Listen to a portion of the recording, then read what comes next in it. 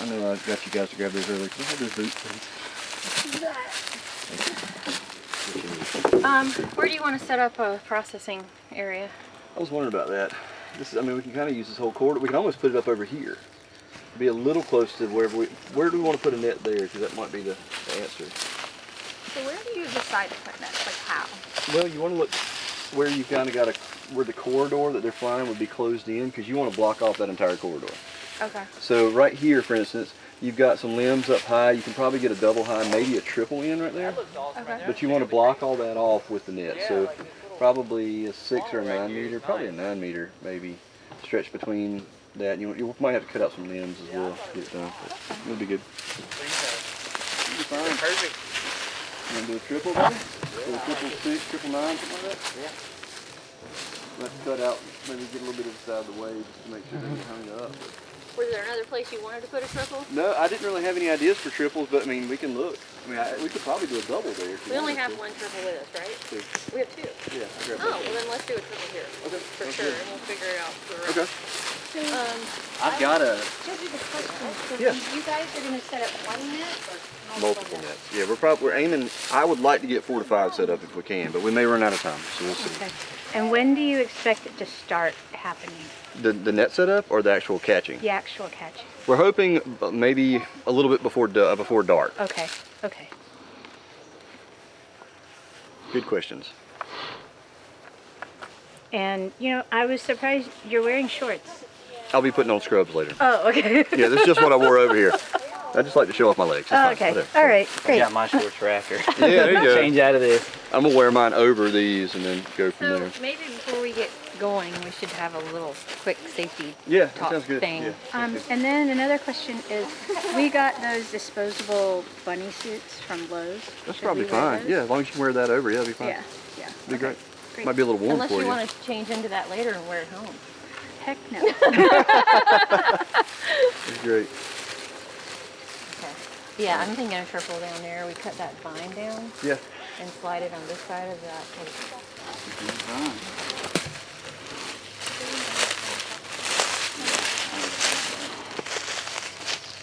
Oh, so about so that we will have a baseline talking about that for Yeah. what happens if white nose syndrome should move into this region, the coastal plains region. We're hoping that we'll have some idea of what the bat prevalences were beforehand, so that we'll be able to see if there's any kind of change that happens over time. But if we don't have white nose syndrome come into this area, it would be really great to know what we have, you know, if this ends up being a sort of refugium for a number of bat species, that they could end up being some number of populations that could end up helping repopulate areas once white nose syndrome has gone through them. Refugium, like a refuge. Yeah, a section. exactly. Yeah, yeah. All right. And then, do you go from place to place? Is that what takes a couple hours, or just as one spot? We put up, they're all going to be within walking distance, and so we'll all meet at a central location and then fan out to the different nets. But yeah, it's just going to take that many hours just to set them up, and then if there's still daylight left, we'll end up closing up the nets just to keep birds from flying in them and so on. And then a little bit before nightfall, open them up Okay. for the bats. Super interesting. All right, They're cool. going to do the safety talk. All right. First of all, I guess we need to make sure everybody knows each other's names, and we also need to know about your experience with bats. In particular, are you vaccinated for rabies and/or have a current titer? Have you handled bats before? And by that I mean, have you gotten bats out of a net before? So, if the answer to that is yes, then how many? So let's start there. Yes, gotten bats out of nets. I would say I've probably done maybe 100 bats. And this is Tracy. This Tracy. And I'm Tracy. I'm Kaylee. I'm new to all of it, and I'm not yet fully vaccinated. Okay. I'm Ed. Hopefully you guys know that by now. I've handled several hundred bats now, so it should be okay to extract if I need to. So. Okay, I'm Taylor. I probably done a couple hundred bats, and I am vaccinated. Okay. I'm Daniel Zvonko with Tennessee Wildlife. A few thousand. Got about 8 years experience mist netting. Okay. Yeah, I guess we'll let you handle it. And I'm Heather Wallace. You know me. I think I'm in the same ballpark, several thousand-ish. So I guess I need to talk to y'all a little bit about safety out here tonight. Hopefully everybody has sprayed for ticks. If you have not, we have plenty of DEET-based spray in the back of our truck that you're welcome to use. I would suggest spraying up to your waist since we're going to be walking around in this grassy stuff tonight. Lots of biting flies out here too, which hopefully We're pretty nice right now. right now we're good. I have to carry an EpiPen because I'm allergic to yellow jackets and bees and hornets, which isn't the greatest thing for a field biologist, but I do keep it with me. It is currently in my backpack inside Ed's truck, but I'm going to have it out with the processing stuff. I hope nobody has to use it on me, but I do want you to know that I do have that allergy. I've never actually had to use it, so Knock on wood. hopefully tonight will not be a first. So you have the EpiPens on you? I have it in the truck and I'm going to keep it out with us tonight, yes. So if you want to let me know now if you have any similar medical situations we need to be aware of, you can tell me now, or if you can pull me aside and tell me later. But I just want to make sure that either Ed or I knows if there's anything we need to be concerned about out here tonight with health, just in case something happens that we're aware of what's going on. We have, I think, okay cell service out here. I've got 2 bars right now. Got 1 to 2. Yeah, so if we need to make a call out, we should be able to do that if we get in trouble back here. And of course, Tim is just down the road as well. So We have his number. we're not anticipating anything happening that's going to be of note in that regard in terms of emergencies tonight. But I would say, you know, for those of us who have a lot of experience getting bats out of nets, you know, we're going to Ed and I are going to kind of lead the charge for kind of looking over your shoulders a little bit to see how things are going when you're taking bats out. We want to supervise that to make sure the bats are safe. And for those folks who aren't fully vaccinated yet, we can't let you handle, but you can observe and ask all the questions you want to ask. So let's just be safe. The number 1 priority out here tonight is making sure that every bat that we let go is let go in good shape. So that's our number 1 goal no matter what. We're going to set up as many nets as we can in the time that's allowed before it gets dark. We're going to move the trucks back down the road so that they're out of our way and not near our nets. However, we're going to set up a processing station in sort of a central location, and I'm thinking probably somewhere along this roadside is a good spot. We're going to set a net up down here and another one just beyond the white truck. So somewhere in between here and there, we're probably going to set up a processing station, and then we'll set up some additional nets as time allows beyond that down the road and move the trucks down beyond that. So anywhere there's a net set up, anywhere there's a processing station set up, that's going to be our dirty areas. So things where spores might be accumulating because we're handling bats and handling bat equipment. So we're going to set up a clean area down by our trucks, which is where you'll need to leave a change of clothes, a change of shoes. We're going to have all of our decontamination sprays, all of our garbage bags for bagging things up at the end of the night will all be down there.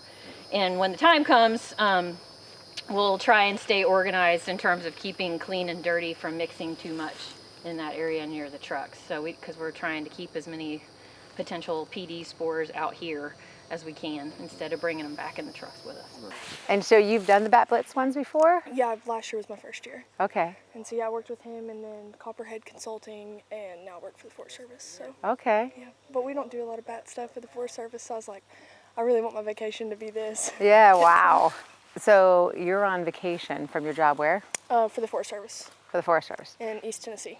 Okay. And then you heard that this was going on. Mm-hmm. And so on your vacation, you came to another forest Yeah, yeah. to do this. Yeah. For fun. Mm-hmm. Yeah. Why did you like it so much last year? Well, I love bat work. Like, that's what I want to do. I'm in college right now. I'm going to be a junior next year. Okay. So I want to go to grad school and do all that stuff. So I don't know. I just love it. And last year it was a lot of fun. We actually hosted it at Swanee in Tennessee, and so we had to work it, and it was a lot of fun. So I was like, well, I'd like to see what it is like to be a participant and not working it. Yeah. But yeah. So how do you get to the point where you want to do bat work? Like, how does that come about for you? Like, emotionally, like it just. Last year, I didn't know what I wanted to do. I knew I wanted to do non-game. But I worked with him, and he took me mist netting, and I Wait, love real quick. Non-game is like animals that aren't hunted.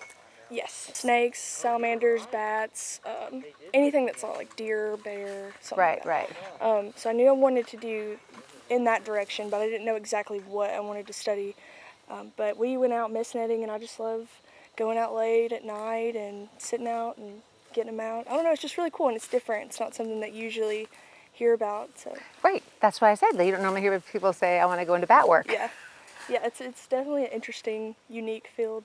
Okay. So you are out here and you said you have handled thousands of bats? Yes, ma'am. Thousands over the last 7 to 8 years. What does that mean exactly? Like, Well, that is a lot of different efforts. That's tracking projects, that's capturing bats out of caves for harp trapping and banding efforts, that's thousands and thousands of hours of mist netting. I've been on a lot of projects, and I was fortunate enough to work with bats pre-white nose, so I actually got a lot of bat captures and handling time that people nowadays don't get to do.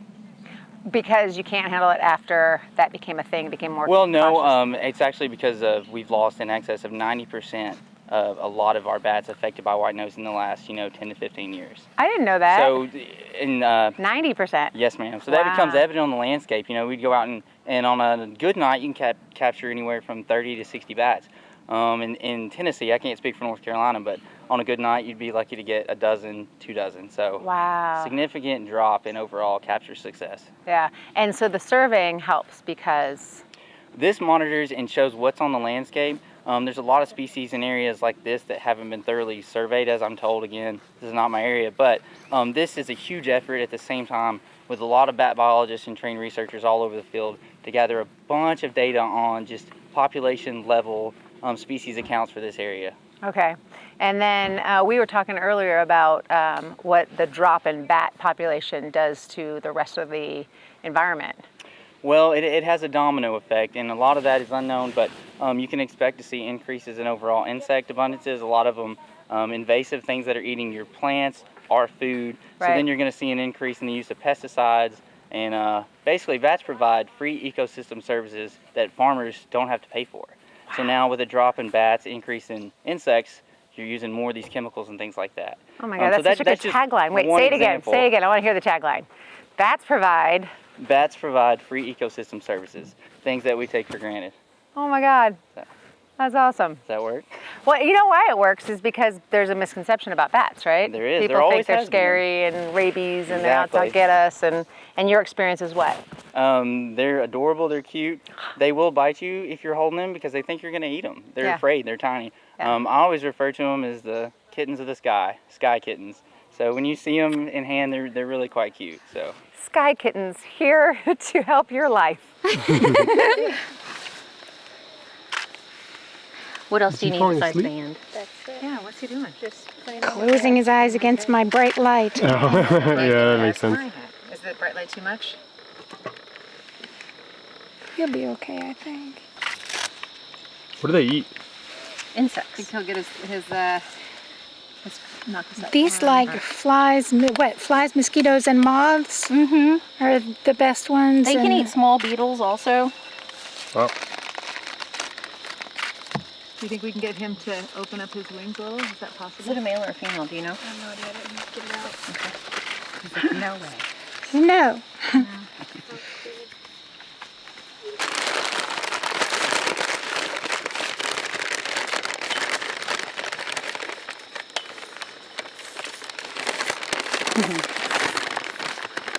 Oh, there you are. You can tell which end you have when you get bitten. Wow.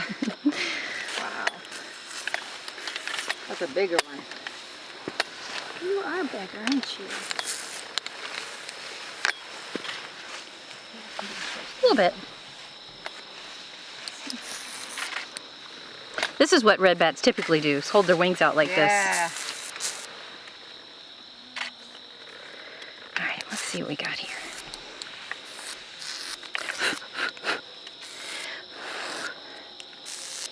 We got another male, non-reproductive, adults.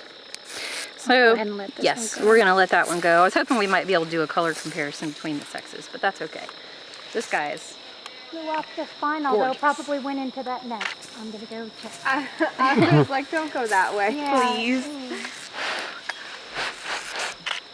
Why do you blow on it? To get them to let go of me. There we go. It's just a gentle way to.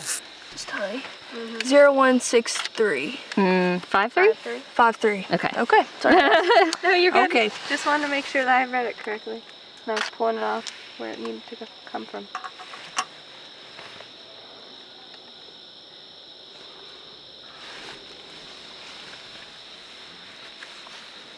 Yeah, it's almost like he's not ready to be our model. There we go. Chewing on you, huh? Yeah, this guy's a little biter. I'm gonna let you go. You know, you think about this, people always ask, well, do they bite you? Of course they bite you. I mean, if something 6 times your size was hanging on to you, you'd do everything you could to get them to let you go, right? Yeah. So that's what they're doing. Let's see if this guy will cooperate.